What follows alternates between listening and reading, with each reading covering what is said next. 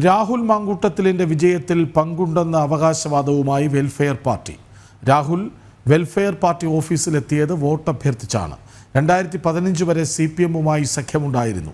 ഇപ്പോൾ കുറ്റം പറയുന്ന CPM വാളയാറിനപ്പുറം സഖ്യമുണ്ടെന്ന കാര്യം മറക്കരുതെന്നും വെൽഫെയർ പാർട്ടി പറഞ്ഞു.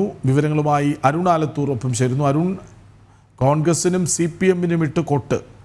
അതിലാദ്യം പറയുന്നത് രാഹുൽ മാങ്കൂട്ടത്തിലിൻ്റെ വിജയത്തിൽ പങ്കുണ്ടെന്ന അവകാശവാദമാണ്. വന്നത് വെറുതെ പൊതുമധ്യത്തിൽ ഫോട്ടോ എടുക്കാനല്ല, പാർട്ടി ഓഫീസിൽ വന്ന് വോട്ട് അഭ്യർത്ഥിക്കാനാണ് എന്ന് പറയുന്നു. രാഹുൽ കഴിഞ്ഞ ദിവസം പറഞ്ഞതൊക്കെയും പൊളിഞ്ഞു വീഴുന്നു അല്ലേ?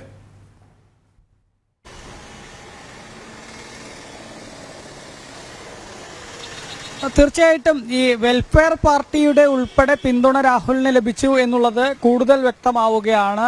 കഴിഞ്ഞ ദിവസം SDPI വാർത്താ സമ്മേളനം നടത്തി രാഹുൽ മാങ്കൂട്ടത്തിലിന് 10,000-ലേറെ വോട്ടുകൾ തങ്ങളാണ് നൽകിയത് എന്നുള്ളൊരു അവകാശവാദം ഉന്നയിച്ചിരുന്നു. ഇപ്പോഴേതായാലും വെൽഫെയർ പാർട്ടിയും രാഹുൽ മാങ്കൂട്ടത്തിലിന് തങ്ങൾക്ക് വോട്ട് കളക്ട് ചെയ്ത് കൊടുക്കാൻ സാധിച്ചിട്ടുണ്ട്. തങ്ങൾ രാഹുൽ മാങ്കൂട്ടത്തിലിനെ വിജയിപ്പിക്കണമെന്നാവശ്യപ്പെട്ട് വ്യാപക പ്രചാരണം ഈ പാലക്കാട് മണ്ഡലത്തിൽ നടത്തിയിരുന്നു എന്നുള്ളതാണ് വെൽഫെയർ പാർട്ടി പറയുന്നത്. ഏതായാലും കോൺഗ്രസിന് ലഭിച്ച വോട്ടുകളിൽ SDPIയുടെയും അതുപോലെ തന്നെ വെൽഫെയർ പാർട്ടിയുടെയും വോട്ടുകൾ ഉണ്ട് എന്നുള്ളത് അവർ തന്നെ വ്യക്തമാക്കുന്നതിലൂടെ കൂടുതൽ വ്യക്തമാവുകയാണ് എന്നുള്ളതാണ്. അതേസമയം തന്നെ കോൺഗ്രസിനോട് നേരത്തെയൊക്കെ നമ്മൾ നിരന്തരം ചോദിച്ചിരുന്നത് ഈ SDPI അതുപോലെ തന്നെ വെൽഫെയർ പാർട്ടിയുടെയും വോട്ടുകൾ വേണ്ടെന്ന് വെക്കാൻ കോൺഗ്രസ് തയ്യാറാവുമോ എന്നുള്ളതായിരുന്നു. CPM ആയാലും BJP ആയാലും ഒക്കെ ചോദിച്ചിരുന്നത്. അപ്പോഴൊന്നും അതിനൊരു കൃത്യമായ ഉത്തരം കോൺഗ്രസിന്റെ ഭാഗത്തു നിന്നുണ്ടായിരുന്നില്ല. അതേസമയം കഴിഞ്ഞ ദിവസം രാഹുൽ മാങ്കൂട്ടത്തിൽ ഈ SDPIയെയും അതുപോലെ തന്നെ വെൽഫെയർ പാർട്ടിയെ ഒന്നും തള്ളിപ്പറയാതെ അതൊന്നും നിരോധിക്കപ്പെട്ട സംഘടനകളല്ലല്ലോ എന്ന തരത്തിൽ ഈ രണ്ട് പാർട്ടികളെയും ന്യായീകരിക്കുന്ന ഒരു മറുപടിയായിരുന്നു രാഹുലിന്റെ ഭാഗത്തു നിന്ന് ഇന്നലെ ഉണ്ടായത്. മാത്രമല്ല വെൽഫെയർ പാർട്ടിയുടെ ഓഫീസിൽ സന്ദർശനം നടത്തിയതിനെ ഉൾപ്പെടെ രാഹുൽ ന്യായീകരിക്കുകയായിരുന്നു ഇന്നലെ ചെയ്തത്. അതേ സമാനമായി തന്നെയാണ് വെൽഫെയർ പാർട്ടിയുടെ നേതാക്കളും പറയുന്നത്. രാഹുൽ തങ്ങളെ കാണാൻ വന്നത് വോട്ടഭ്യർത്ഥിച്ചുകൊണ്ടാണ് എന്നുള്ളതാണ്. അതേസമയം നേതാക്കളുമായി ചർച്ചകളോ മറ്റോ ഒന്നും നടന്നിട്ടില്ല എന്നും വെൽഫെയർ പാർട്ടി പറയുന്നുണ്ട്. അതേസമയം തന്നെ വെൽഫെയർ പാർട്ടി CPM-നെയും വലിയ രീതിയിൽ വിമർശിക്കുന്നു.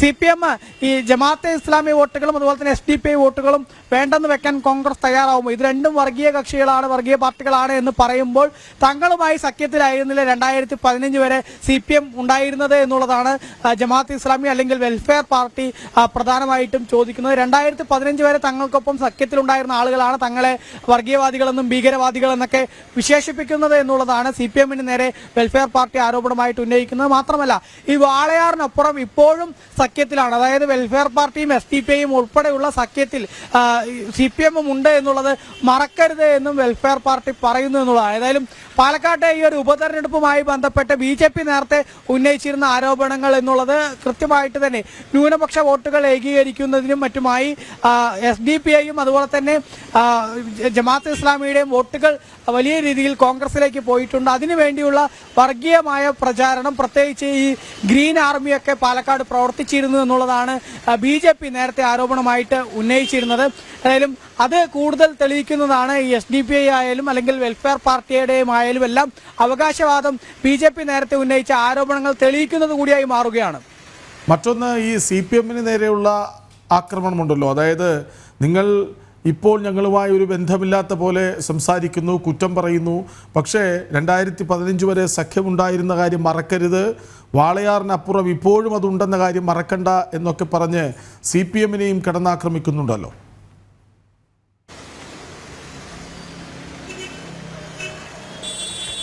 തീർച്ചയായിട്ടും ഈ കോൺഗ്രസ് മാത്രമല്ല CPM-ഉം കൃത്യമായിട്ട് തന്നെ ന്യൂനപക്ഷങ്ങളെ, പ്രത്യേകിച്ച് ഈ PDEPDയും അതുപോലെ തന്നെ ജമാഅത്തെ ഇസ്ലാമിയുടെയും വോട്ടുകൾ നേടുന്നതിന് വേണ്ടിയുള്ള ശ്രമങ്ങൾ പലതരത്തിൽ നടത്താറുണ്ട് എന്നുള്ളത് BJP സാധാരണ ഉന്നയിക്കുന്ന ആരോപണമാണ്. അത് ശരിവെക്കുന്ന തരത്തിൽ തന്നെയാണ് വെൽഫെയർ പാർട്ടി പറയുന്നത്. അതായത് 2015 വരെ തങ്ങൾക്കൊപ്പം സഖ്യമുണ്ടായിരുന്നു. ഒരുപാട് വാർഡുകളിൽ CPM വിജയിച്ചത് തങ്ങളുടെ പിന്തുണയിലാണ്. പലയിടത്തിലും ഭരണത്തിലേറിയത്, പ്രാദേശികമായിട്ടുള്ള ഈ തദ്ദേശ സ്ഥാപനങ്ങളിലൊക്കെ ഭരണത്തിലേറിയിട്ടുള്ളത് തങ്ങളുടെ പിന്തുണയോടുകൂടെയാണ്. പക്ഷേ 2016 തങ്ങൾ കോൺഗ്രസിനെ പിന്തുണച്ചതോടുകൂടെയാണ് ഇത്തരത്തിൽ ഇടതുപക്ഷത്തിന് CPM-ന് തങ്ങൾ തൊട്ടുകൂടാത്തവരായി മാറിയിരിക്കുന്നത്.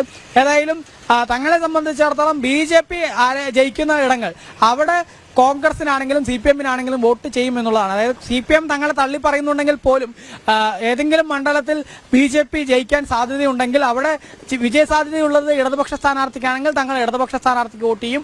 അതല്ല അവിടെ വിജയസാധ്യതയുള്ളത് UDF സ്ഥാനാർത്ഥിക്കാണെങ്കിൽ UDF സ്ഥാനാർത്ഥിക്ക് വോട്ട് ചെയ്യും എന്നുള്ളതാണ് വെൽഫെയർ പാർട്ടി പറയുന്നത്. നേരത്തെ SDPIയും സമാന രീതിയിൽ തന്നെയായിരുന്നു പറഞ്ഞിരുന്നത്. അത്തരത്തിൽ തന്നെയാണ്. അതായത് വെൽഫെയർ പാർട്ടി പറയുന്നത് CPM-ന് 2015 വരെ തങ്ങൾ തൊട്ടുകൂടാത്തവരായിരുന്നില്ല. പക്ഷേ 2015 ശേഷം എന്തുകൊണ്ടാണ് CPM ഇത്തരം ഒരു നയം സ്വീകരിക്കുന്നത് എന്നുള്ളതാണ് വെൽഫെയർ പാർട്ടി ചോദിക്കുന്നത്. കൃഷ്ണരാജ്. ശരി, അരുൺ ആലത്തൂരാണ് വിവരങ്ങൾ നൽകിയത്. പാലക്കാട്ടെ രാഹുൽ മാങ്കൂട്ടത്തിൻ്റെ വിജയത്തിൽ അവകാശവാദം ഉന്നയിച്ച് വെൽഫെയർ പാർട്ടി വരുന്നു. വോട്ട് ചോദിക്കാനാണ് രാഹുൽ മാങ്കൂട്ടത്തിൽ ഓഫീസിലേക്ക് വന്നത്. CPM കുറ്റമൊന്നും പറയേണ്ട, 2015 വരെ ബന്ധമുണ്ടായിരുന്നു, ഒപ്പമുണ്ടായിരുന്നു എന്ന കാര്യം മറക്കണ്ട. അതിർത്തിക്കപ്പുറം വാളയാറിനപ്പുറത്ത് ഇപ്പോഴും സഖ്യമാണെന്ന കാര്യവും ഓർത്തുവെച്ചോളൂ എന്ന് പറയുന്നു വെൽഫെയർ പാർട്ടി. വിവരങ്ങൾ നൽകുകയായിരുന്നു അരുൺ ആലത്തൂർ.